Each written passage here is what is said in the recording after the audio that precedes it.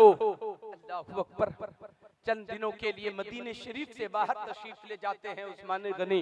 5 दिनों के बाद फिर मदीने वापस आते हैं। जब मदीने में वापस आए 5 दिनों के बाद मदीने में कदम रखा था उस्मान गनी ने।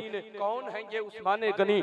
मुस्तफ़ा के दामाद भी हैं, आकाए कायनात के दामाद भी हैं, ये तीसरे नंबर के खलीफा भी हुए मेरे मुस्तफ़ा के। सुभान अल्लाह सुभान अल्लाह। खलीफतुल मुस्लिमीन उस्मान गनी रज़ी अल्लाह तआला अन्हु ये नबी के दामाद भी हैं। नबी करीम सल्लल्लाहु अलैहि वसल्लम की 2 बेटियां यके बाद दीगरे हजरत उस्मान गनी के निकाह में आई। सुभान अल्लाह सुभान अल्लाह। उस्मान गनी जब 5 दिनों के बाद मदीने वापस आते हैं, कदम रखा है मदीने में, तो मदीने में कदम रखा तो अजान की आवाज आई। जैसे ही अजान की आवाज मिली ना, वो अपने घर नहीं गए, मस्जिद नबवी दौड़ पड़े उस्मान गनी। मस्जिद नबवी पहुंचे तो जमात का वक्त हो चुका था। मेरे नबी मुसल्ले इमामत पर जा चुके थे, नमाज शुरू कर चुके थे मेरे आका। हजरत उस्मान गनी भी पीछे से गए और नियत करके नमाज शुरू कर दी। मगर ख्याल ही था, ख्याल दिल में चल रहा था, आका जल्दी से सलाम फेरे कि हम आका के चेहरे की जियारत कर ले, आका के चेहरे का दीदार कर ले। कई दिनों से मुस्तफा को देखा नहीं था उस्मान गनी ने। निगाहें बेचैन थे, निगाहें बेकरार थे। उस्मान गनी इस इंतजार में है कि सलाम फेरे आका, आका सलाम फेरे, आका सलाम फेरे तो चेहरे का दीदार हो। चुनांचे नमाज मुकम्मल होती है, आका ने सलाम फेरा है, उस्मान गनी ने चेहरे का दीदार किया, चेहरे का दीदार किया। उस्मान गनी ने चेहरे का दीदार कर लिया, आंखों की प्यास बुझ गई। सुभान अल्लाह सुभान अल्लाह। गौर से सुनिए, मैं खुद ही चाहता हूं कि आपका वक्त बर्बाद न हो। उस्मान गनी ने चेहरे का दीदार किया, नमाज मुकम्मल हो गई, मगर उस्मान गनी का कलेजा फट गया। क्यों? इसलिए कि आका ने जब सलाम फेरा और कहा अस्सलामु अलैकुम व रहमतुल्लाह, तो बातों में कमजोरी थी, बातों में नकाहत का असर था, चेहरे पे थोड़ी उदासी थी। उस्मान गनी सोचने लगे, या अल्लाह मेरे आका को क्या तकलीफ हो गई कि बातों में कमजोरी है, आका को क्या तकलीफ हो गई कि चेहरे पे उदासी है, आका को क्या तकलीफ हो गई। उस्मान सोचने लगे, मगर हिम्मत नहीं पड़ी कि नबी से पूछा जाए, या रसूल अल्लाह क्या हुआ है आपको कि चेहरे पे उदासी है, बातों में कमजोरी है। न पूछने की हिम्मत जुटा सके।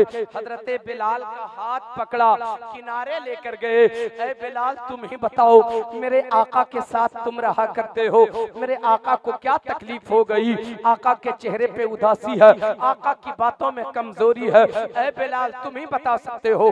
बिलाल ने रोते हुए अर्ज किया, उस्मान ये बात मुझसे न पूछो, जाओ मुस्तफा के घर जाके मालूम कर लो कि वजह क्या है। उस्मान दौड़े दौड़े मुस्तफा के घर गए।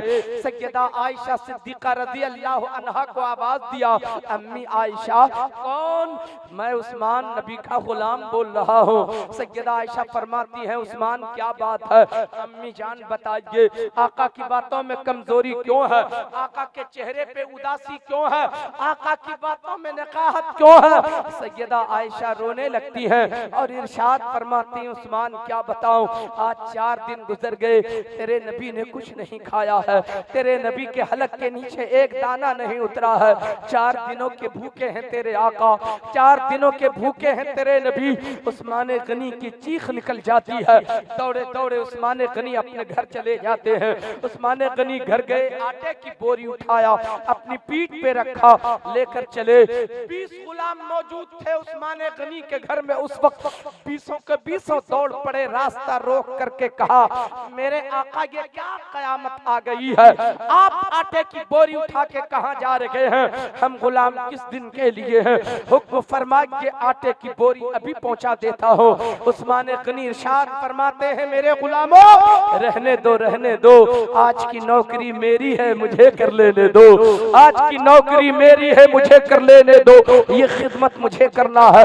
आटे की बोरी उठा के चले, मुस्तफा के घर पहुंचे, आंगन में झाड़ू लगाया। अम्मी आयशा आप पर्दे में चली जाइए।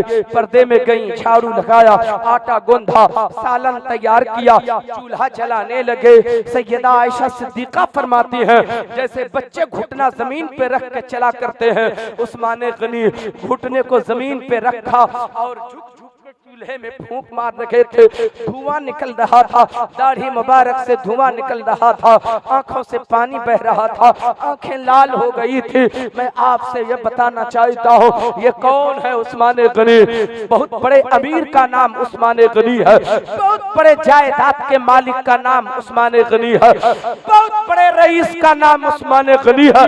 जब जिहाद का ऐलान होता था, सबसे ज्यादा माल उस्मान गनी का जाया करता था। ये वही उस्मान गनी है। उस्मान गनी आटा की आटा गोंदा तैयार किया, सालन तैयार किया, चूल्हा जलाया। मैं आपसे कहना चाहता हूँ, इतने बड़े अमीर होके भी उस्मान गनी ने आज तक अपने घर झाड़ू नहीं लगाया होगा। आज मुस्तफा के घर झाड़ू लगा रहे हैं। अपने लिए कभी रोटी नहीं बनाई होगी, आज मुस्तफा के लिए रोटी बना रहे हैं। अपने लिए कभी चूल्हा अपने घर न जलाया होगा, आज मुस्तफा के घर चूल्हा जला रहे हैं। ये गुलामाना अंदाज नहीं तो और क्या है। तैयार हो जाती है रोटियां, दस्तरखान बिछाया, रखा दस्तरखान पे, दौड़ कर जाते हैं मस्जिद नबी। 1 मिनट में बात खत्म करता हूँ, ध्यान सिर्फ आपका मेरी तरफ हो। तैयार गए मस्जिद नबी, आका मस्जिद नबी में है। या रसूल अल्लाह थोड़ी देर के लिए घर चलते, अल्लाह अकबर। नबी चले आए अपने घर, आए अपने घर। आपका ध्यान कहाँ है? आपकी तवज्जो कहाँ है? मेरी तरफ देखिए, मेरी नजर से नजर मिलाइए। आए, दस्तरखान बिछा हुआ था। या रसूल अल्लाह तनावुल फरमाया जाए। मेरे मुस्तफा ने रोटी का एक टुकड़ा सालन में भिगो के हलक के नीचे उतारना ही चाहा था। आंखें डबडबा जाती हैं, आंखों से पानी बहने लगता है। सैयदा आयशा भी रोने लगती है, उस्मान गनी भी रोने लगते हैं। रोटी का एक टुकड़ा, 4 दिनों से नबी ने कुछ खाया नहीं था। रोटी का टुकड़ा हलक के नीचे अभी उतरा नहीं है। उस्मान गनी की जेब में 600 दीनार मौजूद थे, निकाल कर दस्तरखान पर रखा। अर्ज किया, या रसूल अल्लाह इसे भी कबूल फरमा लिया जाए। मेरे आका फरमाते हैं, उस्मान रोटी का इंतजाम तो हो ही गया है, इसे उठा के रख लो, तेरे काम आएंगे। उस्मान गनी अर्ज करते हैं, या रसूल अल्लाह कसम है उस रब्बे जुल जलाल की जिसके कब्ज़ो कुदरत में मेरी जान है। या रसूल अल्लाह ऐसी दौलत को आग लगा दूंगा जो मुस्तफा के काम ना आए, जो मुस्तफा के काम ना आए, ऐसी दौलत को आग लगा दूंगा। मेरे दोस्तों और बुजुर्गों, मेरा कहना यह है, दौलत हो, ऐसी दौलत रखने की जरूरत है जो दौलत इंसान को जन्नती बना दे, जो रुपए इंसान को जन्नती बना दे, जो रुपए इंसान को जन्नत के करीब कर दे, जो पैसा इंसान को सजदे का आदी बना दे, जो दौलत इंसान को खुदा की रहमतों के करीब कर दे, वही दौलत अच्छी है।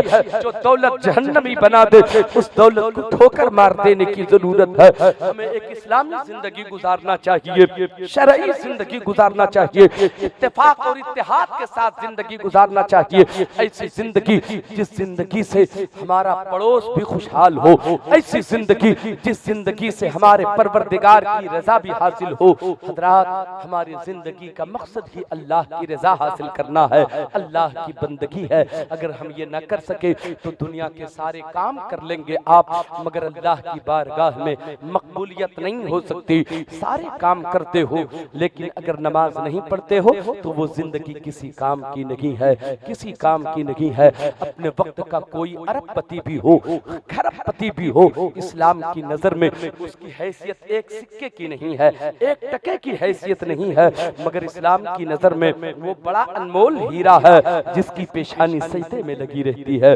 जिसकी पेशानी से तकवे का नूर बरसता है। वो इस्लाम की नजर में बड़ा अनमोल होता है, उसकी कीमत नहीं लगाई जा सकती जो सजदे का आदी होता है।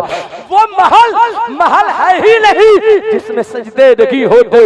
अगर झोपड़ी में भी रब का सजदा होता है तो वो झोपड़ी ही अल्लाह की बारगाह में महल की हैसियत है। अल्लाह ताला हमें अच्छे अमल की तौफीक और रफीक अता फरमाए। मैंने जो कुछ कहा कहने में कहीं पर कोई लफ्ज़ कोई खता हो गई हो तो रब की बारगाह में अपनी खताओं से तौबा करता हूँ। या अल्लाह मेरी खताओं को माफ फरमा, मेरी तौबा को कबूल व मकबूल फरमा।